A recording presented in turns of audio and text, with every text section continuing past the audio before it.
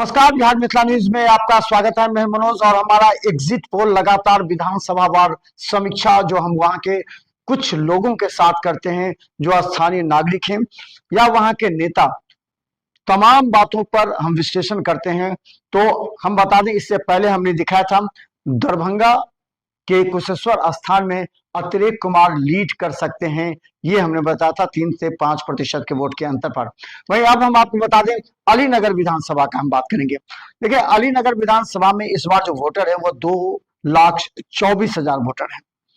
Mail जिसमें 1,19,000 है और फीमेल 1,04,000 वोटर है।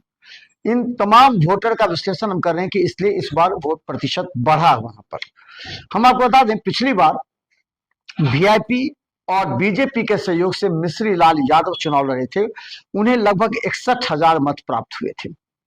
ये 61,000 मत में हम बता दें यादव वोट भी था उनके साथ, जो बीजेपी का वोट था उसके साथ। वहीं बता दें विनोद कुमार मिश्रा पिछली बार भी चुनाव लड़े थे। उन्हें लगभग 57,000 कुछ आए थे, 58,000 मान के चलिए। यानी कि दोनों में जो अंतर था वो 3-4 हजार का अंतर था। अब नया समीकरण जो बना है वो भी समझ लीजिए। लेकिन एक चीज और का जिक्र करना चाहते हैं जो बहुत महत्वपूर्ण है अलीनगर विधानसभा में, वो है संजय कुमार सिंह उर्फ पप्पू सिंह। पप्पू सिंह अलीनगर विधानसभा के एक कद्दावर नेता कहे जाते हैं, जिनका अपना राजनीतिक पकड़ भी है, जिनका जनता के बीच भी पकड़ है। इस बार उन्हें मनाने के लिए अमित शाह तक को कहना पड़ा कि इस बार आप जिताइए, हम आपका ख्याल रखेंगे।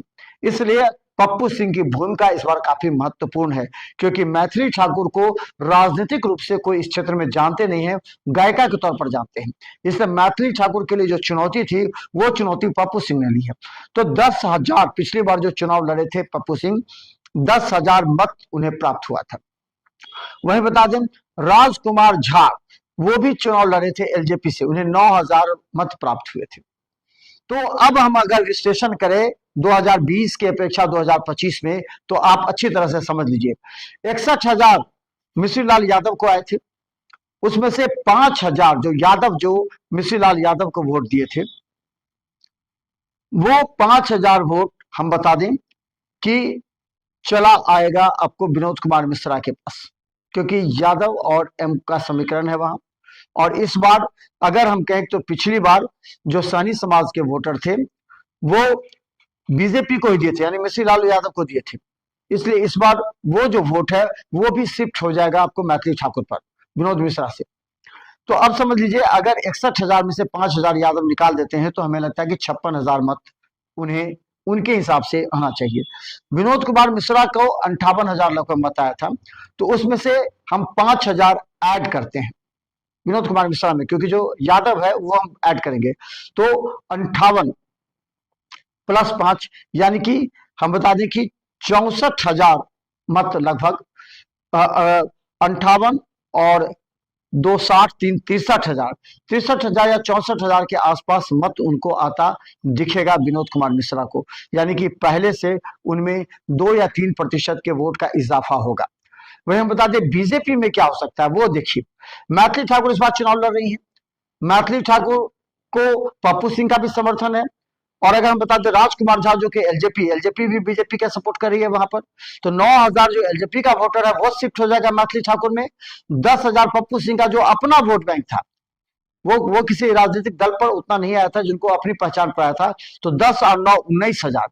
यानी अगर हम बता दें कि मिश्री लाल यादव का अगर पूरी तरह से अगर हम 40,000 मत भी लेते हैं तो 19,000, यानी कि 20,000 के आसपास, 40 20 60,000, और अगर एक्सीड हुआ उनमें तो ये 72,000 तक मैथिली ठाकुर को जा सकता है, और विनोद मिश्रा को 64,000 तक जा सकता है मत, जो कि 58,000 था उनका मत, और उनको 64,000 तक जा सकता है विनोद मिश्रा को, और मैथिली ठाकुर को 72,000 तक जा सकता है। यानी कि हम कहें तो 7,000 से 8,000 मत से लीड कर सकते हैं मैथिली ठाकुर। तो बड़ी खबर हम बता दें कि अलीनगर विधानसभा से मैथिली ठाकुर 7 से 8,000 मत से लीड कर सकती हैं। ये हमारा विश्लेषण वहां के सूचना के आधार पर बता रहा है, क्योंकि वहां मैथिली ठाकुर के प्रति महिलाओं में रुझान था, लेकिन जो जिसका वोट बैंक था वो वही रहा। हम बता दें, देखिए महागठबंधन का वोट बैंक उसमें कोई इजाफा नहीं हो रहा। महागठबंधन का जो वोट बैंक था वो है पिछले वर्ष की तुलना में हमने 5 से 6 हजार मत उन्हें अधिक दिया है इस बार। तो जनता के विश्लेषण के अनुसार तो उन्हें 62 से 64%, 64,000 मत आ सकते हैं, जो कैलकुलेशन आ रहा है। लेकिन अगर तमाम पप्पू सिंह के, चूंकि पप्पू सिंह इस बार कमान संभाले हैं मैथिली ठाकुर का और पूरा जोर लगा है, अमित शाह भी वहां प्रचार करने के लिए पहुंचे, तो एलजेपी का वोट बैंक और अगर हम बता दें संजय सिंह या पप्पू सिंह का वोट बैंक दोनों अगर एक्सीड होता तो 72,000 के आसपास मैथिली ठाकुर को आता दिख रहा है, जिससे 7 या 8 हजार मत से अंतर से कम मैथिली ठाकुर लीड कर सकती हैं। यह बिहार मित्र न्यूज का बड़ा विश्लेषण है।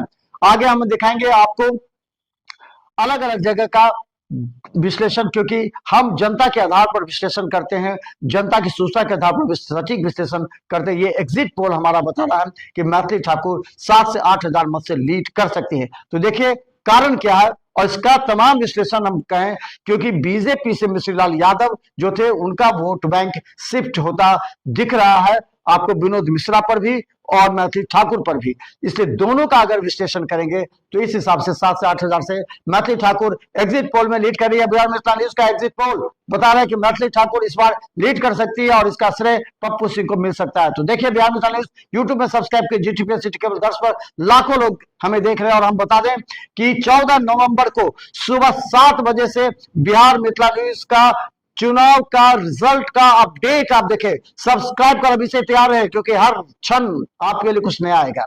धन्यवाद।